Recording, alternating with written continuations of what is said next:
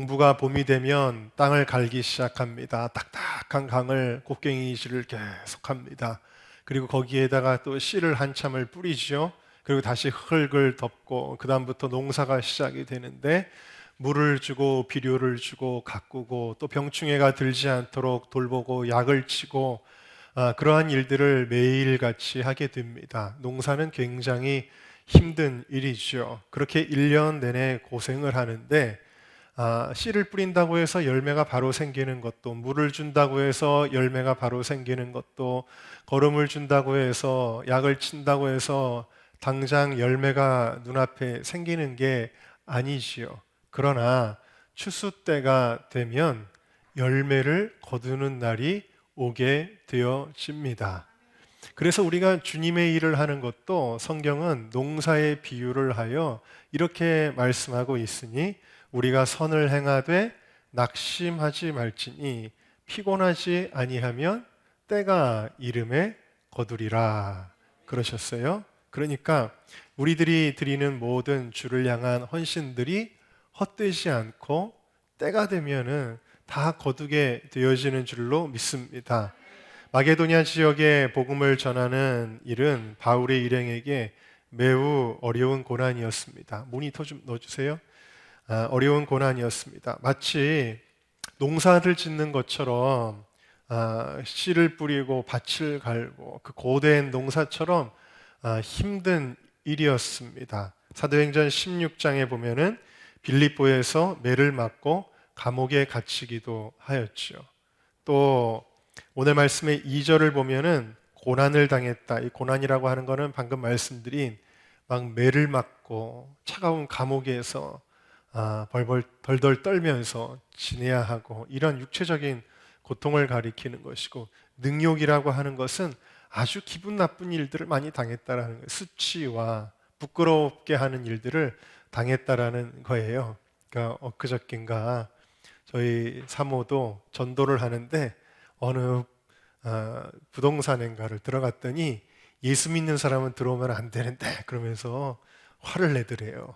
그러면서 마치 예수 믿는 사람을 벌레 취급을 하더라는 것입니다. 이런 능욕을 당했다라는 것이고, 또 우리 하나님을 힘입어 많은 싸움을 했다 그랬어요. 그러니까 이게 만만치 않은 거예요. 주의 일을 한다는 게 날마다 정말 싸우는 것 같은 일이었다라는 사실입니다. 영적인 전쟁이죠. 어찌나 유대인들이 이 마게도냐 이 전도를 회방했는지, 또 그 땅에 살던 이방인들도 얼마나 핍박을 많이 했는지, 극심했던지 바울이 다른 곳에 비해서 여기 오래 머무르지를 못하고 데살로니가 지역에서는 한 달을 못 머물고 한 달이 채 안 돼서 그 땅을 피신했어야 했어요. 그 이후에도 데살로니가 교회가 너무 걱정이 돼서 바울이 다시 데살로니가를 들어가려고 여러 번 시도를 했는데 번번이 그 시도가 다 무산되고 말았습니다. 그래서 어떤 이들은 이야기하기를 바울의 데살로니가 사역은 실패했다라고 말한 것 같습니다. 왜냐하면 바울이 오랫동안 머물지 못하고 떠나야 했으니까요. 자, 그런데 정말 이 데살로니가의 사역은 실패한 것이었을까요? 오늘 바울은 말합니다. 자, 오늘 말씀의 1절을 같이 읽겠습니다. 시작. 형제들아, 우리가 너희 가운데 들어감이 헛되지 않은 줄을 너희가 친히 아나니. 영어 성경에는 not a failure, 무슨 뜻이냐면 실패가 아니다. 그 사역이 실패한 것이 아니다. 헛되지 않다. 여러분, 오늘 이 데살로니가서는 디모데가 데살로니가 교회를 방문하여 돌아와서 바울에게 보고하는 장면인데, 바울도 그 보고를 듣고 또 데살로니가 교인들도 그것을 스스로 알고 있는 거예요. 무엇을? 그 모든 수고가 헛되지 않음을 모두가 함께 보고 있기 때문에 이들이 기뻐하고 있는 것입니다. 믿음의 역사, 사랑의 수고, 인내의 소망의 그 힘으로 데살로니가 교회가 모든 환난과 핍박을 이기고 1년도 되지 않은 교회가 놀랍게 성장하고 있다라는 기쁜 열매를 보게 된 것이지요. 빌립보 교회와 더불어 가장 칭찬받는 교회가 데살로니가 교회가 된 것입니다. 여러분, 우리가 주를 위해 살다가 또 주를 위하여 헌신하다가 고난과 핍박과 역경을 우리가 만나잖아요. 예수님 이후로 지금까지는 다 성경에서 말세라고 부르는데, 이 말세는 동일하게 환난의 때라고 성경은 이야기하죠. 그래서 크고 작은 차이는 있지만 우리는 주의 일대로 주님 말씀대로 순종하며 살아가다가 환난과 핍박과 역경을 많이 만나는데요. 그리고 참으로 어떨 때는 그 열매를 보기까지 긴 인내의 시간들, 기다려도 끝이 없는 그런 시간들을 보낼 때가 많이 있는데, 그때 가장 극복해야 할 것이 뭔지 아십니까? 그게 바로 뭐냐면 낙심이라는 거예요. 아까도 갈라디아서에 말씀했던 낙심. 어떤 분들이 이런 얘기하는 거를 저는 참 많이 들었는데, 왜 우리 하나님은 우리가 나라와 민족을 위해서 이렇게 기도하는데 우리 기도를 다 거꾸로 응답하세요? 그러시는 거예요. 기도해서 하나님의 반전의 역사가 일어날 것 같은데 안 일어나고 또 나빠지고, 반전의 역사가 일어날 것 같은데 안 일어나고 또 나빠지고, 그래서 나라와 민족을 위해서 끊임없이 기도하는데 좋아지는 거는 없고 계속 나빠지니까 왜 하나님 우리 기도를 반대로 응답하세요? 그러면서 낙심하는 이들이 있더라고요. 우리나라뿐만 아니라 제가 줌에서 미국의 기도자들과 함께 기도하는 시간들을 가끔씩 갖습니다. 그리고 교포들 이야기를 들어봐도 그렇고, 뭐라고 이야기하냐면, 미국이라고 하는 나라는 전 세계 모델과 같은 나라인데 이런 나라에서도 선거에 부정이 일어나고, 그리고 그것이 바로 잡히는 반전이 일어날 줄 알았는데 그런 일들은 일어나지 않고, 점점 이 미국이라고 하는 청교도들이 세운 기독교 국가가 점점 나빠지고 있다라는 거예요. 미국도 교회에 막 불지르는 그런 나라가 돼가고 있다라는 것이죠. 그러니까 사람들이 어떤 마음이 드냐면 낙심한다라는 거예요. 낙심. 주를 위하여 무언가를 아무리 애쓰고 수고하는데 뭐 좋은 일이 일어나지를 않으니까, 그러니까 자꾸 낙심하게 됩니다. 그래서 마귀는 우리가 애쓰고 수고하는 만큼 우리 마음속에 이렇게 속삭입니다. 야, 네가 주일 열심히 했지? 교회를 위해 봉사 충성했지? 그런데 남은 게 뭐야? 한 일이 뭔데? 라고 그렇게 마귀가 이야기를 한다라는 겁니다.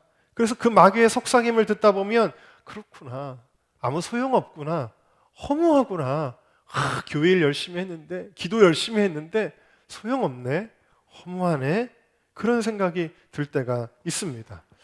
여러분, 혹은 드라마가 참 문제예요. 드라마를 한참 보고 있으면 참 사람들의 생각과 가치관을 다 망가뜨리지 않습니까? 드라마를 계속 보고 있어, 아침 드라마 같은 거 이렇게 계속 보고 있으면 며느리들의 마음속에, 그래, 시어머니한테 대들어야 되겠어, 이런 마음이 들게 하는 게 아침 드라마 뭐 이런 거 아니겠습니까? 또 보면 어떤 장면이 나오냐면 애들이 이런 얘기를 하잖아요. 아버지가 해준 게 뭐가 있어요? 엄마가 해준 게 뭔데? 우리한테 해준 게 뭔데? 여러분, 이것처럼 말이 안 되는 소리가 없어요. 사실은 뭐냐면요, 그 소리 지르는 그 아이가 그 순간까지 있기 위해서 그 존재가 어떻게 가능했어요? 부모가 낳고 기르고 보살폈기 때문에 그 자리에까지 있는 건데 해준 게 아무것도 없대요. 여러분, 근데 그런 생각이 드는 게 가능합니다. 마귀가 계속 부정적인 생각을 넣어주면 진짜 그런 생각을 하는 것이죠. 비슷한 맥락에서, 교회를 다니는 사람들이 이런 얘기하는 사람들 저 들어봤습니다. 한국교회가 한 게 뭐냐? 한국교회가 사회에, 대한민국에 이런 게 뭐냐? 막 이런, 굉장히 부정적으로 생각을 해요. 사실은 한국교회가 없었으면 대한민국이 없어요. 지금도 마찬가지거든요. 사실은 여러분, 참 그 교회가 잘못하는 거 조금, 사람이 사는 곳이니까 여기도, 그거는 언론에서 막 100배, 1000배로 부풀려가지고 막 떠들어요. 지금도 교회가 잘하는 거를 뉴스에서 한 줄이나 냅니까? 예를 들면 태안에 기름 쏟아졌을 때 거기 기름 걷어내는 일 하러 간 사람들 80%가 교인들이었어요. 그런 거 뉴스에 한 줄이 나오냐고요. 지금도 장기 기증하는 사람들의 98%가 기독교인입니다. 그런 게 나오냐고요. 안 나오거든요. 근데 교회가 한 일이 뭐냐? 이렇게 이야기를 하고 있지요. 여러분, 또 저도 순간적으로 경험한 일이지만 교회를 위해 헌신하는 청년들이 나는 주님을 위해, 교회를 위해, 복음을 위해, 선교를 위해 젊은 날을 다 쏟아 부었는데 정작 남은 것이 무엇이지? 이룬 것이 무엇이지? 나 인생을 헛되이 보낸 거 아닌가? 다른 친구들은 뭐 세상 친구들뿐만 아니라 교회 다닌다고 하면서 주일날 오전에만 반짝 앉았다 가는 친구들은 오히려 성공하고 좋은 대학 가고 좋은 직장 들어가고 좋은 결혼하고 자기 스펙을 쌓았는데 나는 도대체 뭐지? 이런 회의감이 들 때가 있다라는 거예요.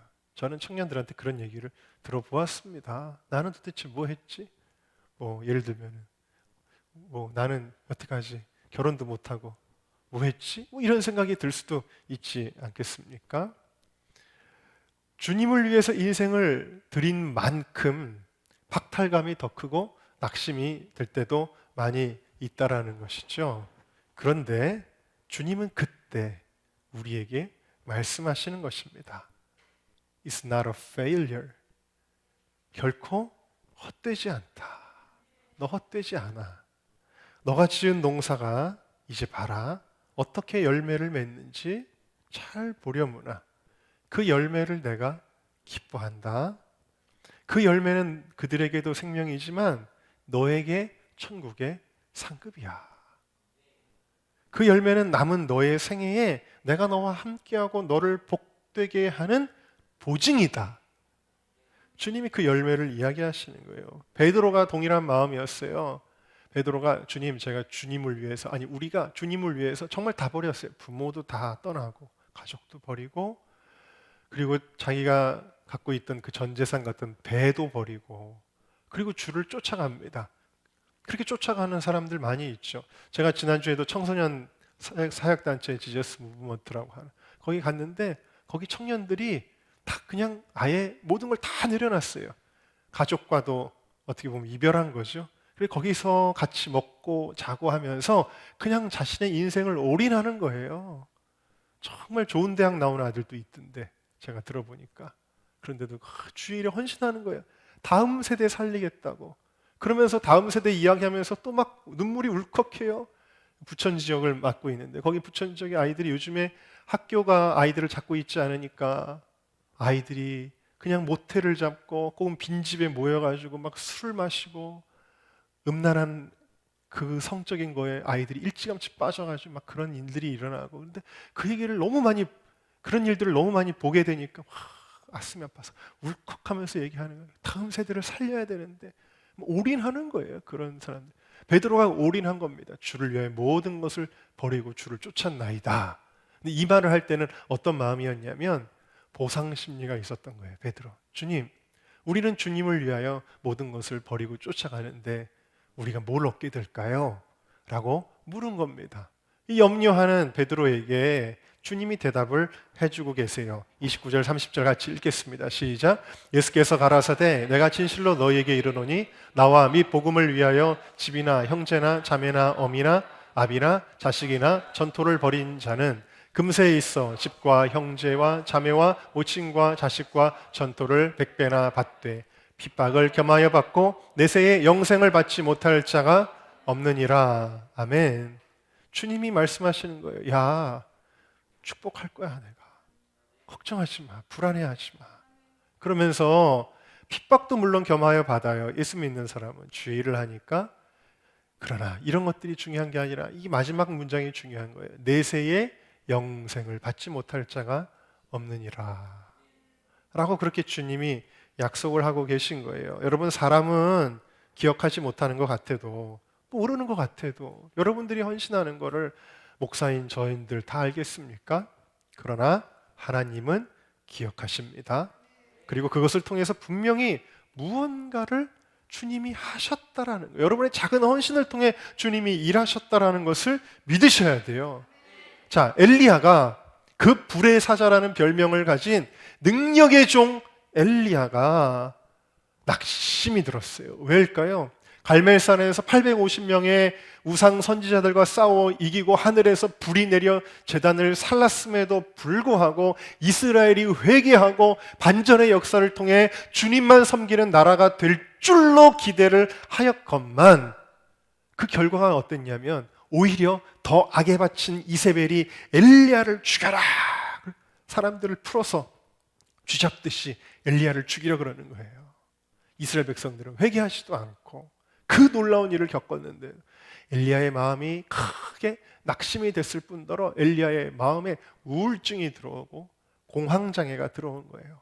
갑자기 마음이 무너지기 시작하니까 믿음의 기초가 무너지기 시작하니까 그러니까 막 두려움이 엄습하여 못 살겠는 거예요. 그래서 엘리야가 결국에는 이 나무 아래 로뎀 나무 아래 그냥 픽 쓰러지고 말았어요. 그래가지고 뭐라고 기도합니까? 너무 힘드니까 자살은 못하겠고 하나님 저 좀 데려가 주세요. 오죽 힘들었으면 그렇게 기도를 했겠습니까? 근데 하나님이 그 엘리야를 내버려 두시지 않고 까마귀를 통해서라도 먹이시고 입히시고 천사를 통해 수종 들게 하셨죠. 그리고 엘리야를 호렙산으로 부릅니다. 거기 불러서 하나님이 엘리야에게 이렇게 말씀을 하셨어요. 자, 우리 같이 15절부터 읽어볼까요? 시작. 여호와께서 저에게 이르시되 너는 네 길을 돌이켜 광야로 말미암아 다메섹에 가서 이르거든 하사엘에게 기름을 부어 아람 왕이 되게 하고 너는 또 님시 아들 예후에게 기름을 부어 이스라엘 왕이 되게 하고 또 아벨무홀라 사바세 아들 엘리사에게 기름을 부어 너를 대신하여 선지자가 되게 하라. 하사엘의 칼을 피하는 자를 예후가 죽일 것이요 예후의 칼을 피하는 자를 엘리사가 죽이리라.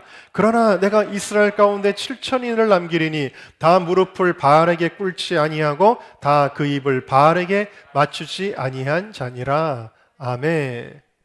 엘리야는 이렇게 생각했어요. 다 끝났다. 다 끝났어. 이제는 아무 소용없어. 근데 주님은 엘리야에게 무슨 소리냐? 내가 지금도 일하고 있다. 너 이제 너 쓰러지면 끝인 줄 알았지? 너 말고도 바알에게 무릎 꿇지 않고 입 맞추지 않는 사람들 7천이 지금 있어. 남은 자들이 있어. 남은 자라는 건 뭐예요? 하나님의 구원 역사가 이어져 간다라는 거거든요. 노아 시대에 노아의 8 식구가 남은 자예요. 하나님이 인류의 역사를 다 끝장내신 게 아니라 남은 자들을 통해서 구원 역사를 이어간다라는 뜻이거든요. 다시 말해서 하나님은 쉬지 않고 계시다. 일하고 계시다. 남은 자들이 그 증거예요. 여러분, 우리가 하나님 우리 은정교회만 예배 잘 드리는 것 같아요. 우리 교회만 전도하는 것 같아요. 우리만 주님을 기다리는 것 같아요. 막 이럴 때 주님은 은정교회야 잘하는 건 알겠는데 은정교회 말고도 니네 말고도 바알에게 무릎 꿇지 아니하고 입 맞추지 아니한 하나님의 사람들이 있단다 라고 주님 말씀하시는 거예요. 여러분 그러면은 이러는 거예요? 아니죠. 감사하죠. 네. 여러분 이 대한민국에 하나님의 사람들 정말 많더라고요. 대한민국 정말 특별해요. 제가 엊그저께도 알면서도 막 제가 아는 목사님들한테도 막 물어봤어요. 목사님 정말 대한민국이 특별합니까? 하나님 앞에? 괜히 우리가 대한민국 사람이니까 요즘 아이들이 말하는 국뽕 알죠? 국뽕 아닙니까 이거? 근데 여러분 어떤 나라의 교회들도 정말 우리나라를 제사장 국가 만들어주세요. 선교한국 마지막 복음의 주자 만들어주세요. 이렇게 기도하는 나라는 많이 다녀봤지만 못 본 것 같습니다. 한결같이 그렇게 얘기해요. 여러분 대한민국 특별합니다. 하나님의 사람 7천, 그 7천이라는 게 정말 7천 명인지 아니면 정말 완전 숫자의 그 7인지는 모르겠습니다만 대한민국을 하나님 버리지 아니하셨어요. 일하고 계십니다. 그러면서 예후에게 기름 부어라, 하사엘에게 기름 부어라, 엘리사에게 기름 부어라. 지금은 악이 창궐한 것 같지 그들의 손을 통하여 내가 그들을 심판할 거야. 그리고 엘리사에게 기름 부어서 그가 너를 대신하여 이 선지자의 이 유업을 이어가게 될 것이다. 그리고 실제로 엘리사가 갑절의 영감을 주소서 그러면서 엘리야의 그 능력을 이어받게 되어지지 않습니까? 그러니까 엘리야의 삶이 엘리야의 이 사역이 헛된가요? 아니죠. 엘리야가 없으면 엘리사가 없습니다. 하나님의 역사는 계속해서 이끌어져 가는 것이죠. 헛된 것이 하나도 없습니다. 저희 아버님 목사님은 한 시대를 이끄셨던 교계에서 존경받는 분이셨지요. 특별히 목회도 정말 헌신적으로 잘하시고 교회도 부흥시키셨지만 집회를 참 많이 다니셨습니다. 부흥 강사로서. 그 수많은 집회를 다니시면서 그 집회를 통해서 예수 믿는 사람이 엄청나게 많죠. 그것을 통해 은혜를 체험하고 성령 받고 주님을 위해 헌신한 주의 종들도 엄청 많고 병 고침 받고 새 삶을 살게 된 사람들도 엄청나게 많이 있어요. 그렇게 훌륭했던 신앙의 아버지가 지금은 안 계시지요. 처음에 아버님이 하늘나라 가셨을 때 정말 지구가 사라진 것 같은, 기초가 없어진 것 같은 그런 느낌이었어요. 서재에 가도 책상만 있고 안 계시고 교회에 가도 안 계시지요. 그러나 그럼에도 불구하고 제가 한 가지 그때 확신했던 것이 있습니다. 그게 뭐냐면 바로 유업은 이어지고 있다라는 거예요. 그래서 아버님이 소천하셨을 때 그 바로 직후죠. 2017년 홀리위크 팜플렛에 제가 이렇게 글을 썼었습니다. 젊은 시절 죽을 병에서 살려주신 은혜로 시작하신 사명, 24년 전 교통사고를 크게 당하셔서 절대 안정 명령을 받았음에도 몰래 병원을 빠져나와 사명이 있는 한 하나님께서 생명 지켜주실 줄 믿습니다. 고백하시며 의자에 앉은 채 설교하시는 모습에 모두를 울음바다로 만드셨던 아버님. 그 이후로도 오직 복음, 오직 교회, 오직 나라와 민족만을 위해 그 사명의 길 다 달려가시고 마지막 순간까지 3주간의 병상에서도 교회와 자녀들에게 살아계신 하나님의 역사, 그러나 그리 아니하실지라도 믿음의 훈련을 시키신 후에 한국교회의 큰 별과 같으셨던 아버님 목사님께서 2017년 10월 26일 오후 12시 22분경 주님의 나라로 가셨습니다. 그러나 지금 홀리위크를 섬기는 청년들을 비롯해 수많은 신앙의 자녀들을 남겨두셨고 거대한 밑거름을 일구시고 앞으로 거둬야 할 것이 더 많은 믿음의 씨앗을 심어두셨습니다. 아버지를 위해 기도하는 자식의 심정으로 우리 모두 나라와 민족을 위해 기도하겠습니다.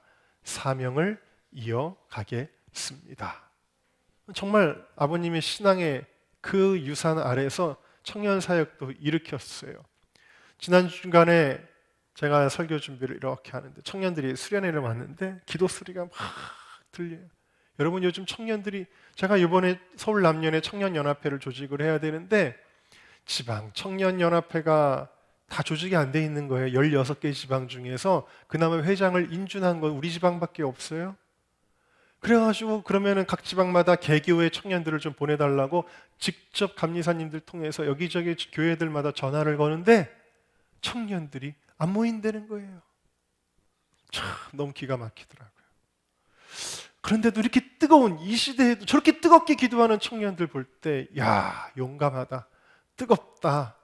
정말 마지막 때의 부흥의 사명을 감당할 그 기업 물을 자의 자격이 있다 라는 생각이 드는 거예요. 그리고 정말 이 코로나 때문에 다 위축되어 있는 이 순간에도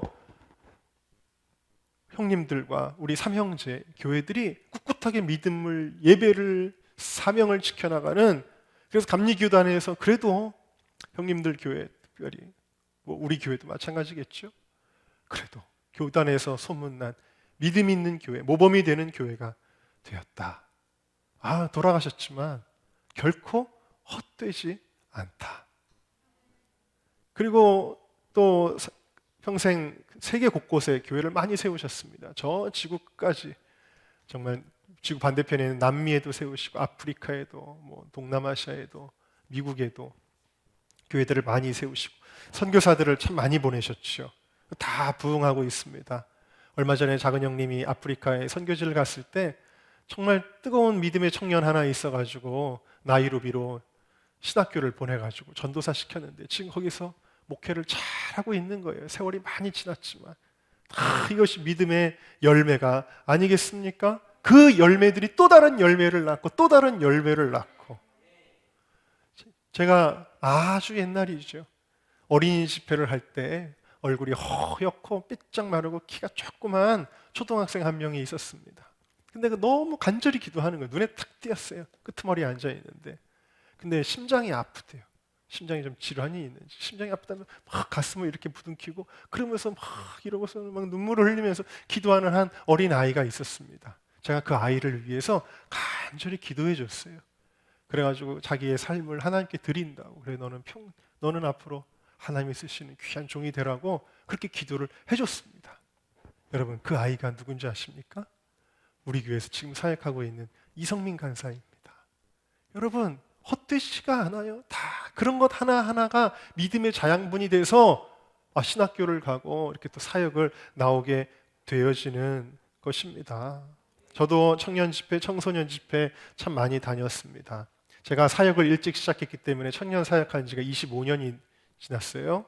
그런데 그동안에도 참 많은 청년들이 자라났는데 제가 지난주에 이제 수련회 그 소리를 계속 듣는데 찬양 인도하는 청년이 제가 처음에는 믿음이 진짜 없었는데 그 생각이 나는 거예요. 지금은 저렇게 앞에서 인도하면서 집회를 이끌어가면서 믿음의 리더가 됐구나. 다 성장하고 있는 겁니다. 그리고 거기서 또 다른 아이들을 키워내고 그러지 않습니까? 그리고 지금은 제가 가르쳤던 아이들 중에 전도사뿐만 아니라 목사님이 된 사람들도 많이 있죠. 우리 유민선 목사님 아닙니까? 허필원 전도사님 우리 교회에 있을 때 전도사님 지금 목사님인데 제가 신학교 가라 그래가지고 신학교 가셨잖아요. 여러분 수많은 또 지금 유학하면서 더 영향력 있는 위치에서 쓰임 받으려고 그렇게 자기의 길을 또 하나님의 사명대로 가는 그런 친구들도 있고요. 사회 각 방면에서 지금 다 애 낳고 어른이 되었지만 다 헛되지 않다라는 것입니다. 여러분 저에게는 또 여러분들에게도 마찬가지죠. 꿈이 있습니다. 이 대한민국이 하나님의 나라 되는 거예요. 대한민국의 예배가 회복되어서 광화문 광장에 정말 하나님의 백성들이 가득 메워 정말 주님의 높고 위대하심을 이 찬양이 대한민국 국민들이 함께 부른다면 와 할렐루야 꿈을 꾸셔야죠. 네. 젊은이들이 그 자리에서 막 울면서 또 헌신하면서 여러분 예전에 제가 어렸을 때 보았던 광경들이에요. 올레이션스 경배와 찬양할 때 여의도 광장에서 하스티반 선교사님이 해외로 정말 복음을 전하러 선교사로 헌신할 사람들 청년들은 나오십시오. 그러면은 정말 막 구름대처럼 청년들이 막 단상으로 몰려 나와가지고 엎드려가지고 그 눈물 콧물을 팍 쏟으면서 헌신하지 않았어요? 여러분 저도 사실은 장축체육관에서 그때 올레이션스 경배를 찬양할 때 앞으로 막 뛰어나갔다가 무릎 꿇고 선교사 가겠다고 저도 그랬다가 진짜 선교사 갔다 왔잖아요. 여러분 이제 다시 그 부흥의 불길이 일어나서 막 청년들이 나를 쓰소서 이런 일들이 일어나야 되지 않겠습니까? 또 그 선교사들을 후원하기 위하여 우리 교회가 기도의 집으로 우뚝 서서 여기서 영적으로 중보해주고 후원하고 이런 일을 감당하는 것 우리의 꿈이지 않습니까? 여러분 그 꿈이 이루어지는 때가 오면 오랫동안 헌신했던 우리의 모든 수고가 헛되지 않았구나. 여러분 때로는 저는 홀리위크 하면서 능욕이라 그래야 되나요? 정말 굴욕적인 일들도 많이 겪었습니다. 내가 이런 일들도 겪어야 되나 싶을 정도로 그런 일들도 많이 겪었어요. 오해도 많이 겪고 참 그런 고난이 많이 있었지만 때로는 밤을 새워서 글을 쓰고 밤을 새워서 포스터와 영상을 만들고 치열하게 회의하고 준비하고 또 어려운 시험이 닥칠 때 그거를 돌파하기 위해서 청년들하고 우리 같이 기도하자 금식하자 막 부르짖고 그랬던 수십 년의 일들이 그 열매를 보게 된다면 그러면은 헛되지 않구나 감사하게 될 것이에요.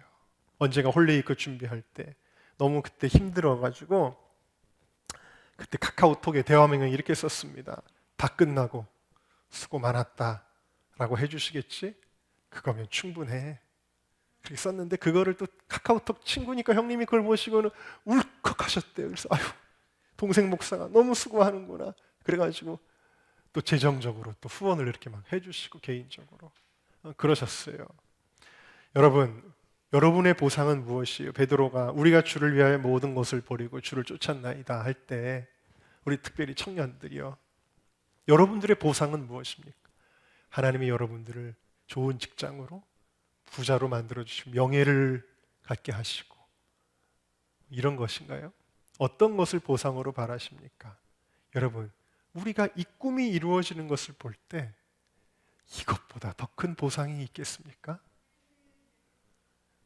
제가 처음 길러냈던 청년들이 어른이 돼서 다시 청년 세대를 길러내고 있는 지금, 교회뿐만 아니라 여러분들이 나중에 교회뿐만 아니라 학교에서도 선생님들이, 자, 수학 선생님도 들어와서 자, 기도하고 수업 시작하자, 기도하고 시작하고, 국어 시간에 성경 말씀 가지고 국어 공부하고, 아이들이 특활 시간이면 모여서 또 삼삼오오 모여서 기도하고, 우리가 어떻게 하면 더 선교를 나갈 수 있을까? 막 이런 걸 가지고 꿈을 토론하고.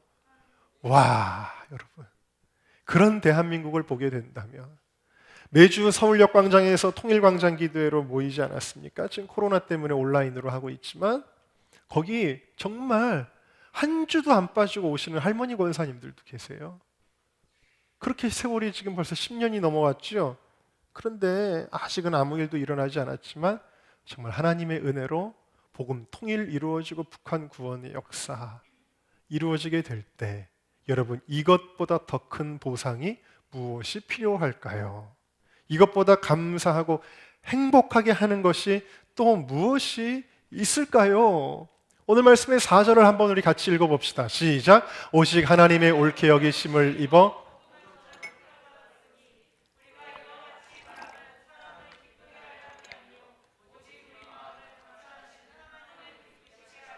자, 노란색만 다시 한번 읽을까요? 시작. 하나님을 기쁘시게 하려 함이라.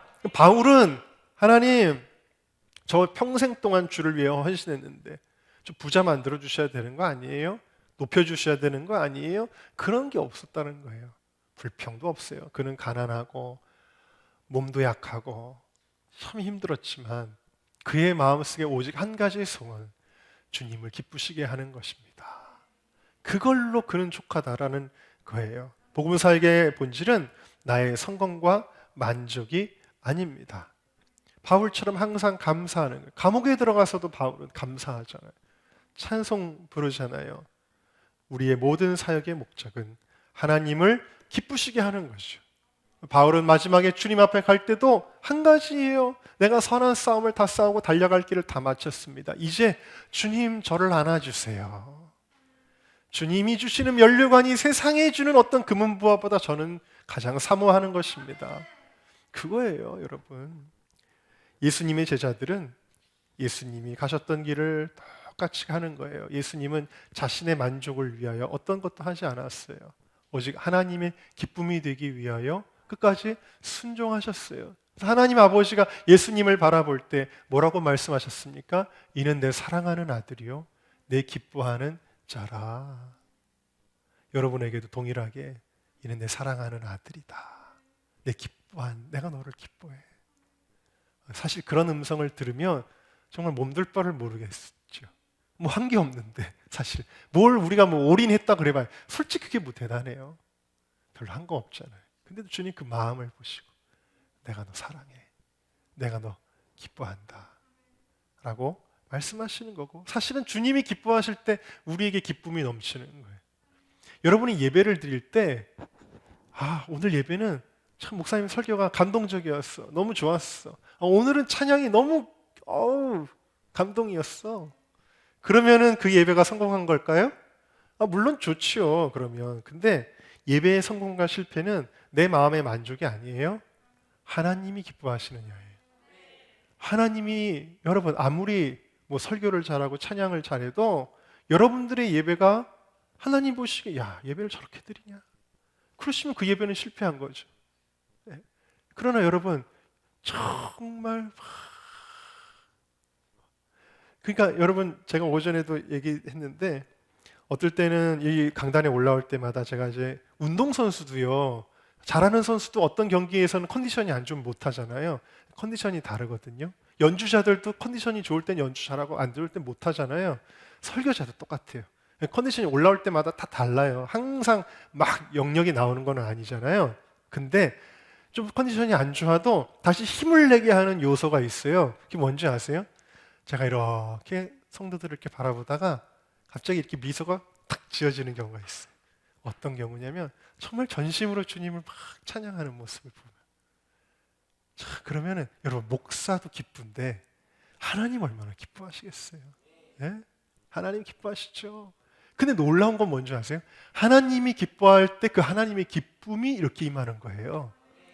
그래서 예배는 내 만족을 추구하면 은혜가 없는데 하나님을 기쁘게 하려고 최선을 다하면 은혜가 내 마음속에 임하게 되는 것입니다. 함께 고백합시다. 주님의 기쁨이 나의 기쁨입니다. 이것이 최고의 보상입니다. 오스트레일리아의 시드니에 조지라고 하는 길이 있습니다. 조지가의 거리에서 오가는 행인들에게 무려 40년 동안 전도를 한 프랭크 제너라고 하는 분의 이야기를 여러분들에게 소개해 드릴게요. 이분은 이제 원래 해병 출신인데 해병들이 뭐 다 그렇잖아요. 방탕한 생활도 많이 하고 젊은 날을 방탕하게 보냈대요. 그러다가 예수를 믿었어요. 예수를 믿은 이후에는 그 모든 삶을 회개하고 다 제가 버리겠습니다. 그리고 하나님 앞에 뭔가 나도 기쁨이 되고 싶어서 서원을 하는데 내가 이 구원의 은혜를 갚기 위해 하루 10명에게 전도하겠습니다. 그렇게 다짐을 합니다. 서원을 하였습니다. 그리고는 정말로 매일 같은 시간, 같은 장소, 그 장소가 바로 시드니의 조지라고 하는 스트리트였습니다. 그 조지가에 가서 계속 전도를 합니다. 그 전도할 때 항상 단 2마디의 질문을 던졌다고 합니다. 첫 번째 질문은 Excuse me, sir. 실례합니다, 선생님. Are you saved? 당신은 구원받았습니까? 그 다음에 두 번째 문장은 If you die tonight, are you going to heaven? 만일 당신이 오늘 밤 죽는다면 천국에 갈 수 있습니까? 뭐 별다른 신학 공부도 없고 성경 지식도 없지만 이 2가지 질문만 계속 한 거예요. 그가 할 수 있는 말이라고는 이거밖에 없었어요. 실례합니다, 선생님. 당신은 구원받았습니까? 당신이 오늘 밤 죽는다면 천국에 갈 수 있습니까? 그것만 계속 하는 거예요. 얼마나? 하루 이틀이 아니라 일주일, 2주일이 아니라 한 달, 2달이 아니라 1년, 2년, 10년, 20년, 30년, 40년 매일 같은 장소에서 같은 시간에 그렇게 전도를 했는데, 그러나 단 한 번도 제가 당신의 말을 듣고 예수를 믿겠습니다 라고 말하는 사람이 한 명도 없었대요. 한 번도 그런 말을 들어보지 못했어요. 그래서 단 한 사람의 열매도 보지 못하고 40년을 시간을 보내고, 그는 본인 스스로가 스스로 부질없게 느껴져서 자신의 삶을 가리켜 열매 없는 열심이었노라 이렇게 회상을 하였다고 합니다.